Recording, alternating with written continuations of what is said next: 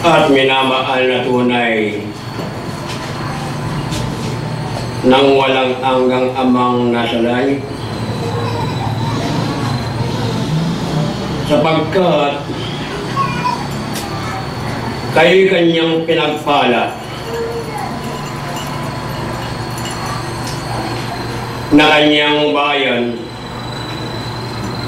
na tinawag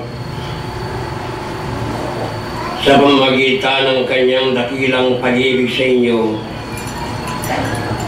sa pangalan ng kanyang bugtong na anak na si Kristo ating Panginoon. Sumayin niyo nawa ang lahat ang biyayang walang kupas ngayon at magpakailanman sa inyong buhay.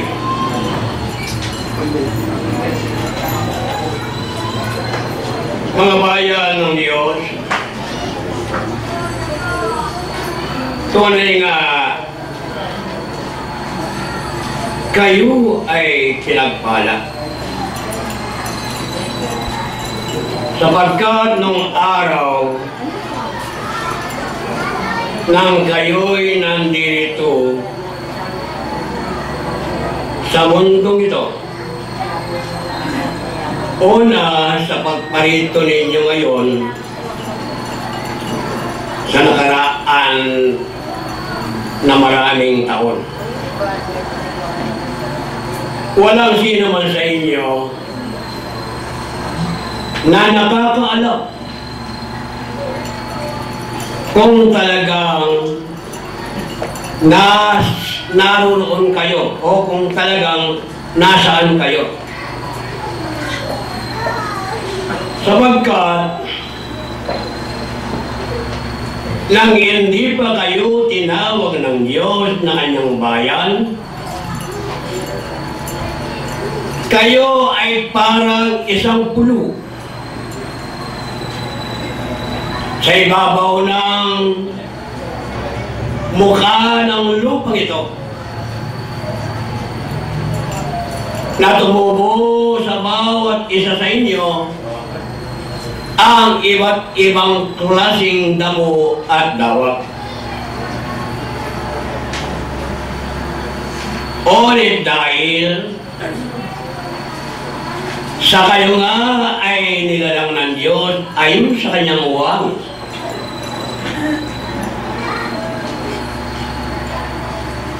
Bagamat kayo'y binigyan ng katawan na mula sa alabok ng lupang ito, nang makitang kayo ay puno ng dawag at iba't ibang klaseng damo, ang ginawa ng Diyos na lumikha sa inyo na may puno ng pag-ibig sa inyo, linis ang bawat isa sa inyo. Anong pagkalinis ninyo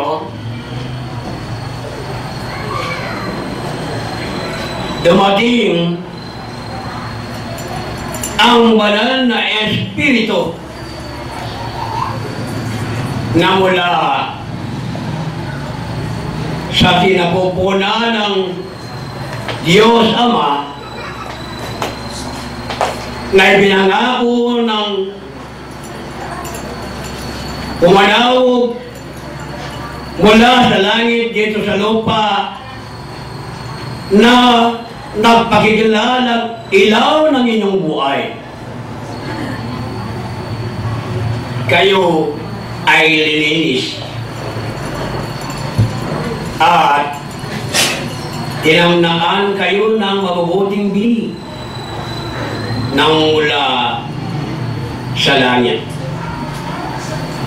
At ng pagkasasa ng mabuting biningihan sa bawat isa sa inyo, sa inyong mga katawang lupa, pinadaloy niya ang bukal ng tubig ng buhay upang ang bininyaon ay naipunla sa inyo ng banal na Espiritu sa ngalan ng Panginoong Jesucristo ay tumubo, lumaki at pasipagdalang maraming bunga sa bawat isang sanga. At hindi pa yun ang pinagpala ng Diyos kung hindi pinaalam sa inyo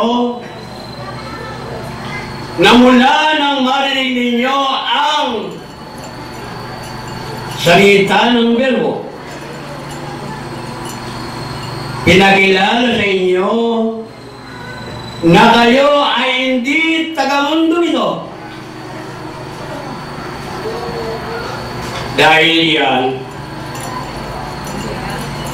lumukso ang bawat espiritu na nakakulong sa katawang lupang iyan dahil nalaman niya ang kanyang parurukunan. Hindi ba? Kaya mga ginigiliw naming mga bayan ng Diyos, at totoong kanyang iibig at totoong kanyang minamahal, kami ngayon ng kanyang mga batlaya ay pinapanawag sa inyo hindi lang sa araw na ito na bilang pasasalamat ng bawat dunduyan na nagsasaya, kundi sa bawat araw ng Sabat kung alin ang pinakilala ng sa bawat isa sa inyo mula nang kayo ay tinawag ng Diyos sa kanyang dakilang pag-ibig. Nagbigay sa iyo ng isang kautusan na ipangiling ninyo ang isang araw ng isang linggo upang gawin ninyo ang nararapat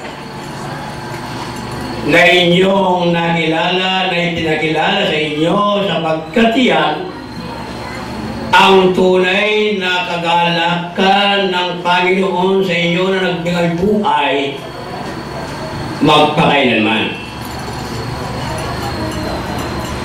Kaya mga minamahal na bayan ng Diyos,